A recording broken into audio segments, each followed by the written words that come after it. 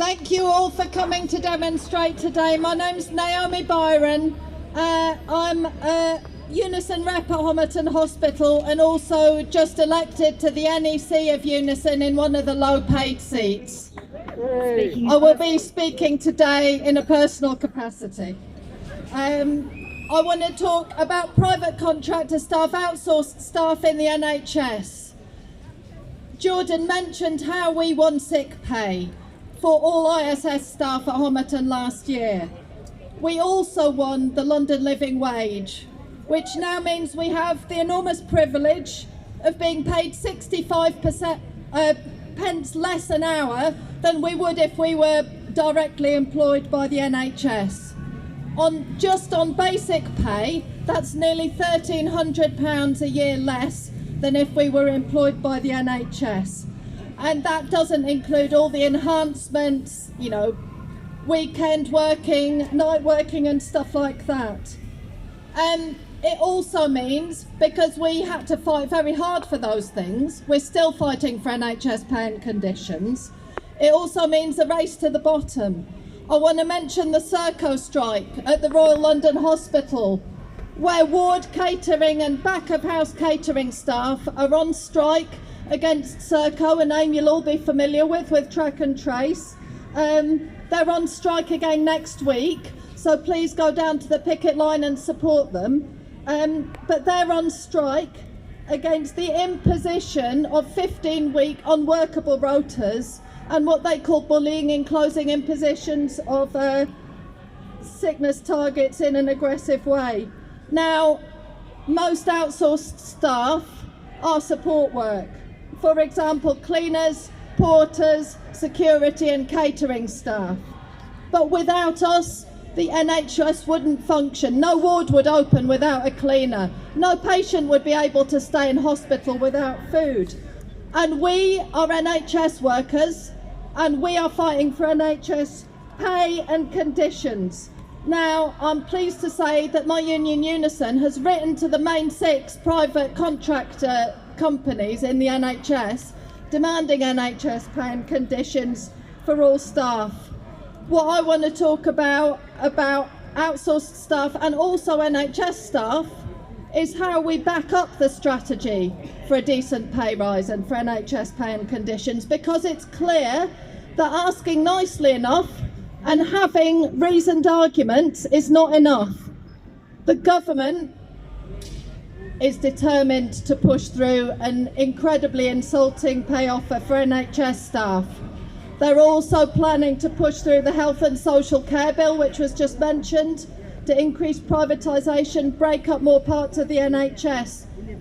Now, our response to these attacks needs to be just as determined, if not more so, because there's a lot more of us, and if we unite and campaign together, we have much more power than the government. This government has made U-turn after U-turn.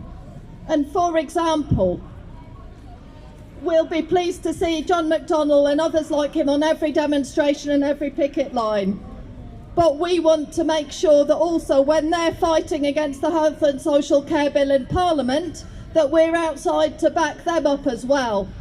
I would like to see Unison and other unions call a demonstration outside Parliament when the Health and Social Care Bill is being discussed. I would like Unison and the other unions to call a national demonstration in the autumn to demand the withdrawal of the Health and Social Care Bill and support whatever stage we're at in the campaign for NHS pay. Because on pay, we're still waiting for the pay review body to report. I can't believe it's been this long. It's way past mid to late June.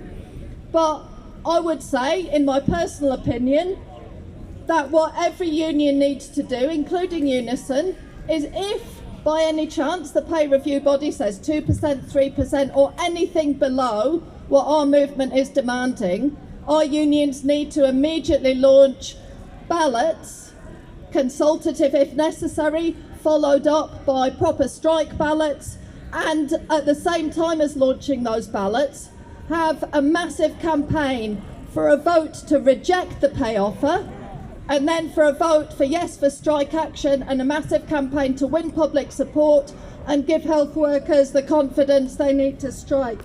And also for all the unions to coordinate, because we need to stand together on this. There's so many unions here today that we can push within all our unions for the maximum possible unity. And I know it's hard for health workers to strike, but health workers do strike. One of the first big disputes there was under Boris Johnson's government was the NHS workers in Northern Ireland, who went on strike and won pay equality with NHS workers in England. We need to follow their example. And I would say that we need a similar strategy in Unison and all the other unions to follow up on what Unison has demanded NHS pay and conditions for private contractor outsourced staff in the NHS. We need organisation to bring outsourced workers together from all the different companies, from all the different hospitals and other health places that they work. And we need to be able to ballot those for united action up to and including strike action to win those things, because we have the strength. We have the strategy, and the NHS was not handed to us on a plate. This point has been made many times. It was won through struggle. It was won through mass movements. It was fought for, and it was founded by socialists.